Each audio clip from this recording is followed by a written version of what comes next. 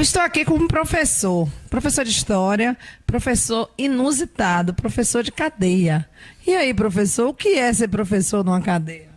Na verdade, sou professor de história da rede estadual do Rio de Janeiro. E a rede estadual tem escolas em algumas unidades prisionais. E eu passei 5 anos lá, 2 anos dirigindo uma escola e 3 anos lecionando história lá dentro. Não saiu com o pé caminado, não, né? Não, saí, eu acho que mais humanizado. Não pecaminado, mas mais humanizado.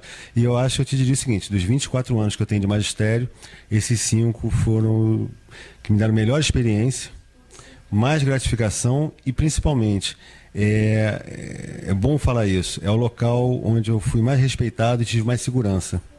É isso que eu ia te perguntar, não dava medo nem no primeiro dia? Você foi apreensivo no primeiro dia de aula? Ninguém entra numa cadeia relaxado, né? Por mais que você entre sabendo que vai sair no final do dia e que já tenham te dito que tem segurança. Você imagina que vai sair no final do dia, você não pode afirmar. Não, ninguém pode afirmar, mas também numa escola comum não pode afirmar. É verdade. Hoje em dia, né? Mas, claro, a primeira vez que eu pisei na cadeia, não vamos ser hipócritas, né? É aquele esforço para manter a naturalidade, mas não é natural, porque não é natural o ser humano enclausurado, né? Há uma tensão. Mas logo você percebe que há um total respeito. Quando eu falo de segurança, não é porque tem vigilância de guarda. É porque há uma compreensão do que é a escola ali dentro por parte do preso aluno. Então eles próprios organizam e cuidam da escola. Então você se sente absolutamente seguro ali dentro. Marcelo, nosso sistema prisional é bem falho, né? Ele tem coisas bem absurdas lá dentro, né? Apesar de estar tratando de marginais, mas... Olha, eu posso responder isso por vários aspectos, né? Se ele está tratando com criminoso e com marginal, ele é mais falho ainda. Porque o indivíduo ele pode cometer um crime. E para isso o Código Penal prevê punição, condenação, tudo isso. Quem não pode cometer crime é o Estado. Porque quando você tem um Estado criminoso, você não tem que cobrar do indivíduo da sociedade. Por outro lado, eu acho que o sistema penitenciário no Brasil ele não é falho. Porque eu chego à conclusão que ele age conscientemente atuando para fazer isso, né? Para segregar as camadas populares do Brasil. E são elas que estão enclausuradas, né? Então, assim, se nós acreditarmos no discurso da ressocialização, da recuperação do indivíduo, né, para voltar à sociedade, né, nesse discurso quase missionário do Estado, vamos dizer que essa tentativa fracassou. Não existe isso na penitenciária. Não existe. Nós temos 65% da população penitenciária do Rio de Janeiro, né, cabe deixar claro, nós temos hoje no Rio de Janeiro, de 15 milhões de habitantes, nós temos 26 mil presos. Tá? Nós temos 65% afrodescendentes. Temos 65% jovens entre 18 e 29 anos. E temos 65% de pessoas que não têm o ensino fundamental completo, até o 9º ano, antiga 8ª série.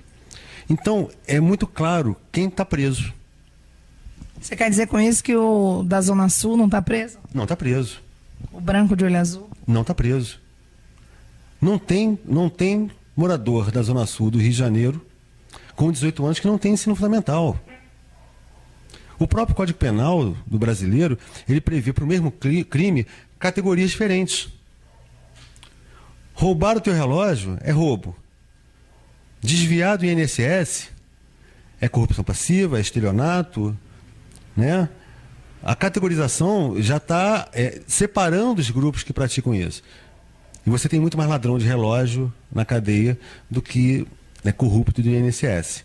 Então eu acho que eu tenho a convicção, a clareza, não só pela vivência que eu tive lá, mas pela pesquisa que eu faço no meu doutorado, que o papel da cadeia no mundo, porque esse fenômeno não é brasileiro, o papel da cadeia no mundo é de contenção do excesso de movimento desse excluído, para garantia da lógica social excludente, exploradora e tudo mais.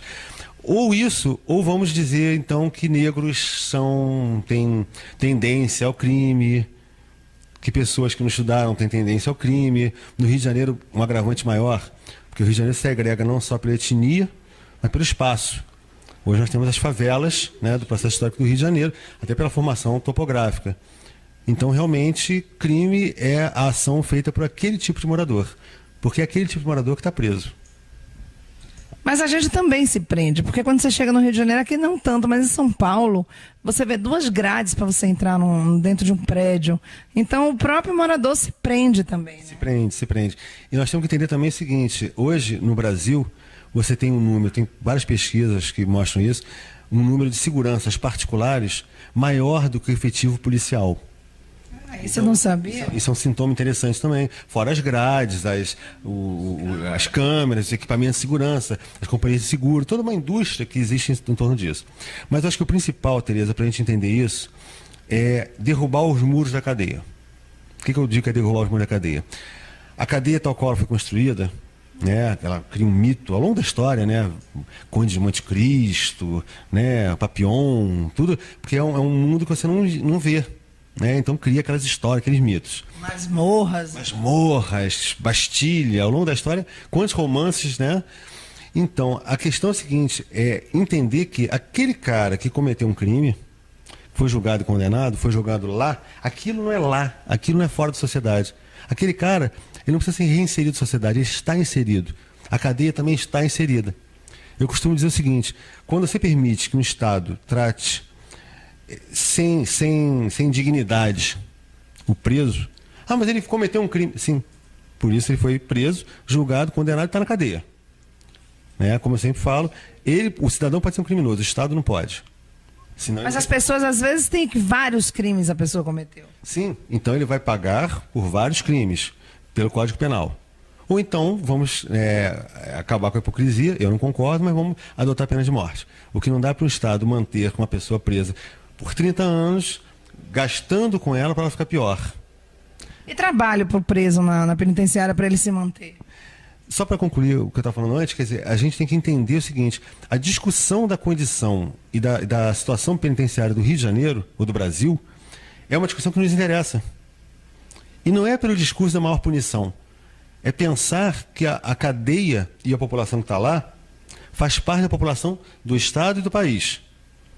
Ela vai sair, vai conviver com a gente e a família dela já está aqui fora convivendo.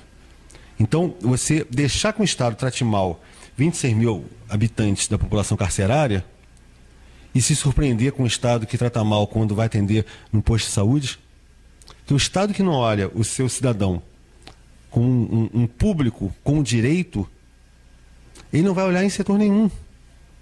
Né? Não há diferença.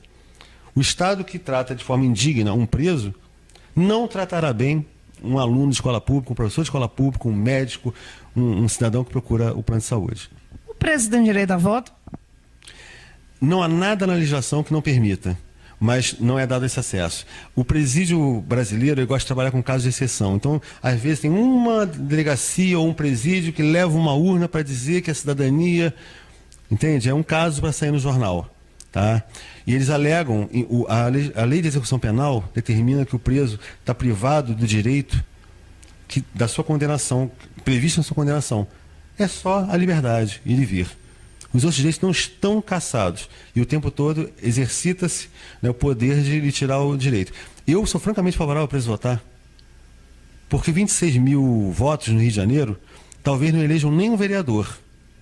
Agora ele tem família aqui fora. Dizer que ele vai coordenar para botar bandido no Congresso, ora, o preso não vota e o Congresso não está tão isento de bandidos assim. Então, né, além disso, as facções criminosas estão aí.